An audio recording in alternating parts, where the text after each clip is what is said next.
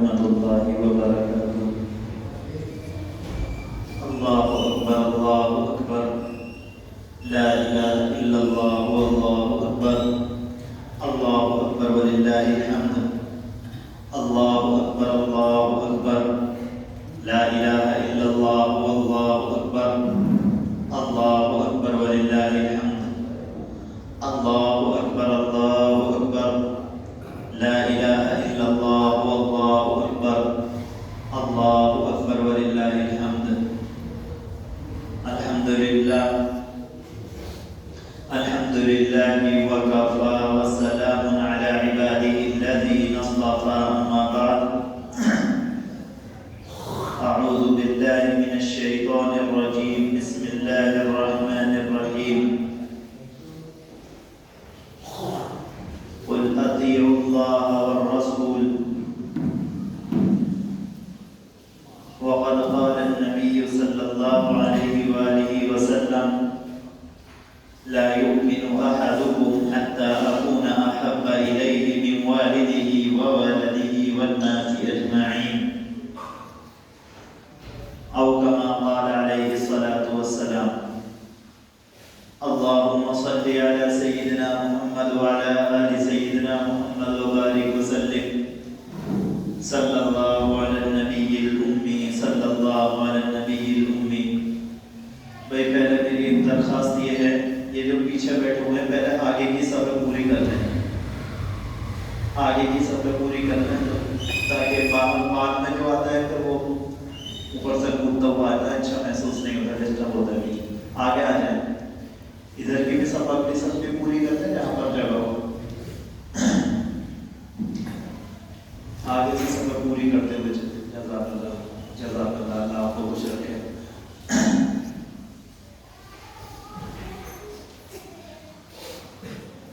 قابل قدر عزیز ساتھیوں، بزرگوں، دینی اور ایمانی بھائیوں، رمضان المبارک کے بعد رب العالمین نے ہمیں اور آپ کو یہ خوشی کا موقع برہمت فرمایا. جس اللہ نے ہمیں اور آپ کو رمضان المبارک میں کھانے سے، پینے سے، خواہشات سے روکا تھا، اب رب العالمین نے ہمیں اجازت دی کہ آج کے دن تمہیں کھانے پینے سے نہیں روکنا، بلکہ یہاں تک ہے کہ آج کے دن اگر تم روزہ رکھو گے، کھانے پینے سے رکو گے تو تمہارے لیے بالکل حرام اور ناجائز ہے. کہ خوشی کے موقع پر تو انسان کا خوشی کا اظہار ہونا چاہیے، اور رب العالمین نے ہر چیز کی ایک لمٹ رکھی ہے. ہم اور آپ مسلمان ہیں، اللہ کے ماننے والے ہیں، ہم اپنے کسی بھی معاملے میں آزاد نہیں، نہ ہم غم کے موقع پر آزاد ہیں، نہ خوشی کے موقع پر آزاد ہیں. کوئی اللہ کا بندہ غم کے موقع پر کسی کا ایک گھر میں انتقال ہو جائے یا کوئی پریشانی آ جائے، کوئی ایکسیڈنٹ ہو جائے، اللہ نہ کرے کوئی اور پریشانی آ جائے، غم کے موقع پر زور زور سے چلانے لگے، رونے لگے، اپنے کپڑوں کو پھاڑنے لگے، اپنے منہ پر تماچے مارنے لگے، اسلام اس کی اجازت نہیں دیتا. ہاں، انسان کے دل کے اندر ایک درد اور ایک غم ہوتا ہے، اس کا رب العالمین نے اجازت دی ہے کہ انسان کی آنکھوں سے آنسو بھی نکلتے ہیں، کوئی مسئلہ نہیں.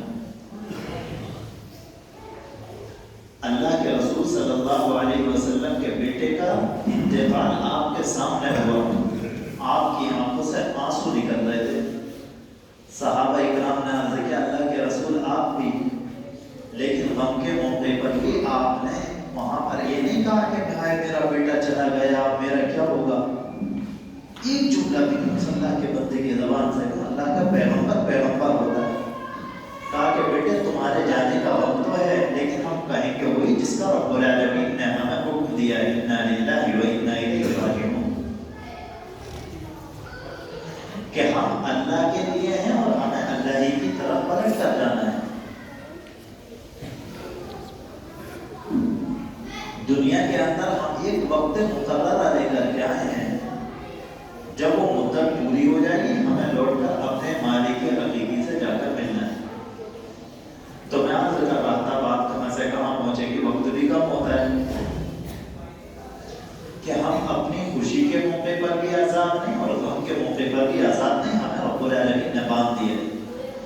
اور اسلام کا مطلب ہی تابعداری ہے کہ اسلام لے آیا کوئی انسان، اسلام میں داخل ہو گیا، یعنی کہ اس نے یہ عہد کر لیا اے اللہ میں آپ کی تابعداری کروں گا، میں آپ کے پیغمبر کی تابعداری کروں گا، میں آپ کے پیغمبر کے بتائے ہوئے طریقوں کو مانوں گا، میں ان کی سنتوں پر عمل کروں گا، میں ان کی احادیث کو اپنی زندگی میں لے کر آؤں گا، ان کو اپنا آئیڈیل سمجھوں گا، ان کو اپنا نمونہ سمجھوں گا. جیسا وہ چلتے تھے، جس طرح سے انسان کسی نہ کسی کو اپنا آئیڈیل، اپنا نمونہ بناتا ہے. اسی لیے حضور پاک صلی اللہ علیہ وسلم کی ذات عالی سے متعلق قرآن کریم میں رب العالمین نے ارشاد فرمایا لَقَدْ كَانَ لَكُمْ فِي رَسُولِ اللَّهِ أُسْوَةٌ حَسَنَةٌ کہ رسول اللہ صلی اللہ علیہ وسلم کی ذات تمہارے لیے بہترین نمونہ ہے، بہترین نمونہ. آپ کسی چھوٹے بچے کو کبھی کبھی دیکھتے ہیں کہ وہ کسی کی نقل کر رہا ہوتا ہے، کبھی اپنے والد کو دیکھتا ہے اس کے جیسا بننے کی کوشش کرتا ہے، یا کوئی آج کے زمانے میں کہنا چاہیے سوشل میڈیا کا دور ہے، کسی ایکٹر کو دیکھے گا تو اس جیسا بننے کی کوشش کرے گا. لیکن کتنا اچھا ہو کہ ہمارے گھروں کے اندر بچوں کی تعلیم یہ ہو کہ وہ یہ کہیں کہ ہمارے آئیڈیل محمد رسول اللہ صلی اللہ علیہ وسلم ہے. ہمارے بال ہوں گے تو ان کے بالوں جیسے، ہمارے کپڑے ہوں گے تو ان کے کپڑوں جیسے، ہم اپنا چہرہ بنائیں گے تو ان کے چہرے جیسا. کیونکہ آپ صلی اللہ علیہ وسلم سے زیادہ خوبصورت اس دنیا کے اندر کوئی نہیں آیا، کوئی نہیں آیا. دنیا کے سارے اسمارٹ لوگ جو اپنے آپ کو خوبصورت کہتے ہیں، آپ صلی اللہ علیہ وسلم کی خوبصورتی کے مقابلے میں کچھ نہیں، کچھ نہیں. رب العالمین نے اتنا حسین اور جمیل ان کو بنایا تھا. اور کون سی چیز تھی اس اللہ کے بندے کو جس میں رب العالمین نے نہ نوازا؟ وہ اخلاق اس اللہ کے بندے کا بلند، اس بندے کا، اس اللہ کے بندے کا اخلاق بلند، اس کا کردار بلند. یہاں تک کہ دشمنوں نے گواہی دی ہے، دشمنوں نے گواہی. ابو سفیان جو کہ اس وقت تک ایمان نہیں لائے تھے، ایک بادشاہ کے دربار میں جا کر کے بادشاہ نے معلوم کیا ہے کہ تمہارے یہاں پر کسی نے نبوت کا دعویٰ کیا ہے. کہا کہ ہاں کیا تو ہے. کہا کہ بتلاؤ کہ ان کے ماننے والے بڑھ رہے ہیں کہ کم ہو رہے ہیں؟ عرب کے خون میں جھوٹ نہیں ہے، یہ تو ہمارے خون کے اندر جھوٹ آیا ہے کہ ہم جب جھوٹ بولنے پر آتے ہیں تو کسی کے بارے میں کہیں پر محفل میں کچھ بات کہہ دیتے ہیں، کسی کے بارے میں کچھ کہیں پتا ہو کہ نہ پتا ہو. لیکن ان اللہ کے بندوں کے خون میں جھوٹ نہیں تھا. وہ ساری بات سچ سچ بتاتے ہیں کہ بتلاؤ. وہ کائے کا حکم دیتے ہیں؟ کہا کہ ایک اللہ کی عبادت کا حکم دیتے ہیں. کہا کہ وہ برائیوں سے روکتے ہیں، وہ ہمیں شراب سے روکتے ہیں، وہ ہمیں غلط کاموں سے روکتے ہیں. یہ ہمارا جو آپ کا اسلام ہے، اگر یہ والا اسلام اگر کفار مکہ پر پیش کیا جاتا، ہمارے حضرت رحمت اللہ علیہ ایک جملہ فرمایا کرتے تھے، یہ والا اسلام تو وہ بھی ہنستے ہنستے قبول کرتے تھے. یہ والا اسلام جو ہم نے دنیا کے اندر جو بھی کرتے رہے، اللہ کو مان بھی لے اور کبھی کبھی ایسا ہو کہ اللہ کی نافرمانی بھی کر دیں، کبھی کبھی ایسا ہو کہ نماز پڑھ بھی لی اور کبھی دل نہ کیا تو نہ بھی پڑھی، کبھی کبھی مسجد میں آ بھی گئے اور دل نہ کیا تو نہ بھی آئے، کبھی کبھی دعوت کی محفلوں میں چلے بھی گئے اور کبھی کبھی نہ بھی گئے، کبھی اس سے بچ بھی گئے. یہ والا اسلام اگر ماننا ہوتا تو کفار مکہ کو کیا دقت تھی؟ معاملہ تو سارا کا سارا یہ تھا کہ اپنی خواہشات کو، اپنے آپ کو تابع کرنا، اپنے آپ کو رب العالمین کے تابع بنا دینا، آپ صلی اللہ علیہ وسلم کے تابع بنا دینا کہ تم اپنے کام میں آزاد نہیں، تم تو صرف وہ کام کرو گے جس کا رب العالمین نے حکم دیا ہے. تم کسی چیز میں آزاد نہیں ہو. بہرحال آپ صلی اللہ علیہ وسلم کو رب العالمین نے ہمارے لیے آئیڈیل اور نمونہ بنایا. تو میں عرض کر رہا تھا کہ اللہ کے رسول صلی اللہ علیہ وسلم کو جیسا کہ رب العالمین نے اتنا حسین، اتنا جمیل بنایا، ہم اور آپ صلی اللہ علیہ وسلم کی تابعداری کا نمبر 1 پر عہد کریں اور ان کو اپنا آئیڈیل، اپنا نمونہ مانیں. اور ایسا معاملہ نہیں کہ ہم اور آپ یہ سوچیں کہ دنیا کے اندر ہماری زندگی کیسے کٹے گی. یہ تو پرانے زمانوں کی ملا لوگوں کی بڑھ ہے، یہ ملا لوگوں کی بڑھ نہیں. ہماری اور آپ کی زندگی کامیاب سے کامیاب ہوتی چلی جائے گی. ایک بات مان کر تو دیکھیں، ایک بار حضور پاک صلی اللہ علیہ وسلم کی تابعداری سچے دل کے ساتھ میں، سچے دل کے ساتھ میں مانا، سچے دل کے ساتھ کہ ہمارا چلنا ہوگا تو آپ کے طریقے پر، اٹھنا ہوگا تو آپ کے طریقے پر،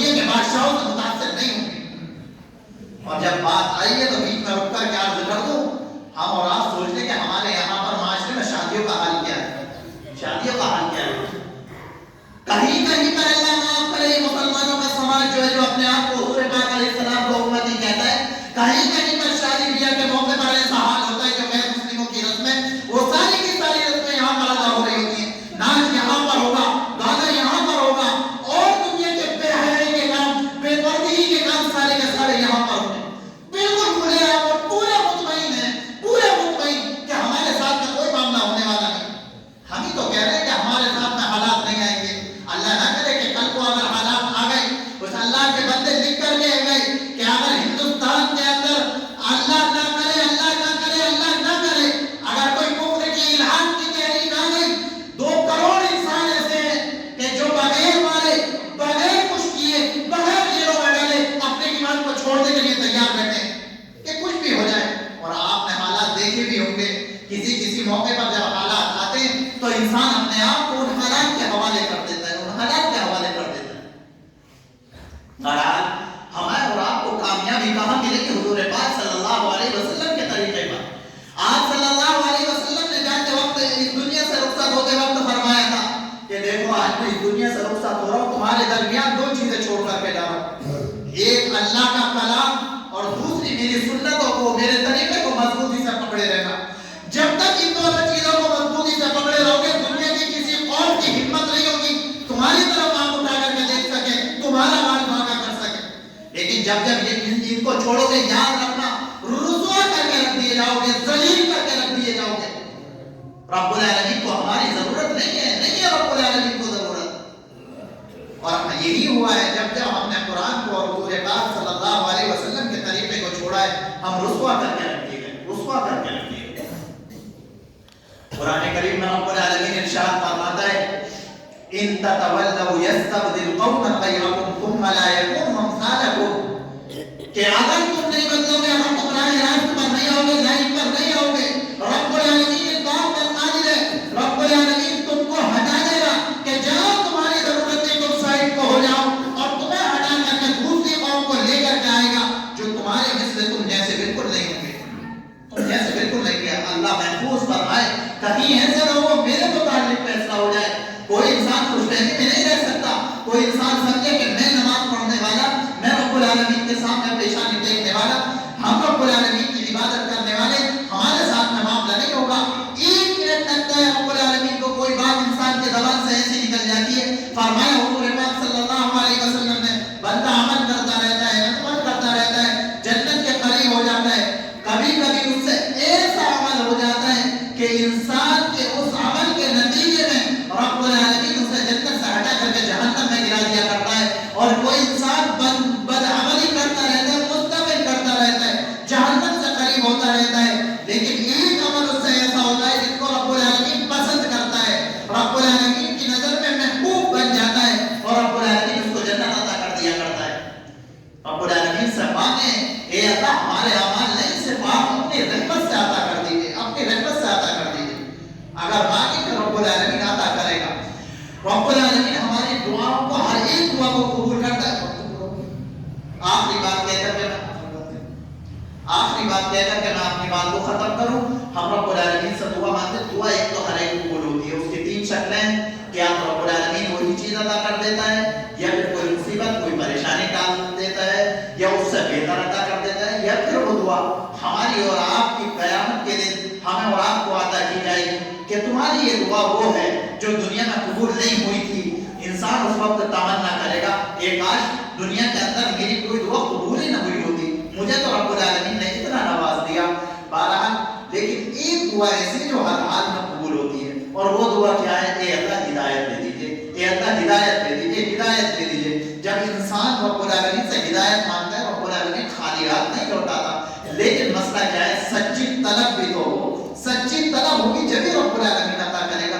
یہ کون سی دعا ہوئی کہ انسان کے زبان سے نکلنا ہے لیکن نہ دل میں کچھ پتا، بس ایٹومیٹک نکلتا جا رہا ہے، اے اللہ یہ کر دیجیے، یہ کر دیجیے، دل سے انسان مانگنے کو تیار نہ ہو۔ یہ تو بالکل وہی معاملہ ہوا کہ انسان کسی سے کہتے ہیں ہاں بھائی یہ والا کام کر دینا، بس یوں ہی کہتا ہوا چلا جائے، دوسرا انسان بھی توجہ نہیں دیتا، وہ تو مالک الملک ہے، وہ ہماری ایسی غفلت والی دعاؤں کو کیسے سنے گا؟ اللہ تبارک و تعالی ہم سب کو عمل کی توفیق مرحمت فرمائے، قرآن کریم کا فہم نصیب فرمائے۔ وآخر دعوانا الحمدللہ۔ عید کی نماز नमाज का तरीका, पहली मर्तबा अल्लाहु अकबर कहा जाएगा और हाथ बांध दिए जाएंगे, सना सुबहानक अल्लाहुम्मा पढ़ा जाएगा और उसके बाद 3 मर्तबा अल्लाहु अकबर कहा जाएगा, 2 मर्तबा हाथ छोड़ दिए जाएंगे, तीसरी मर्तबा हाथ बांध दिए जाएंगे और फिर बाकी नमाज और नमाजों की तरह होगी, किरात होगी, फिर बाकी नमाज और नमाजों की तरह होगी। दूसरी रकात में रुकू से पहले यानी किरात के बाद में 3 मर्तबा अल्लाहु अकबर कहा जाएगा और तीनों मर्तबा अल्लाहु अकबर कह करके हाथ छोड़ दिए जाएंगे।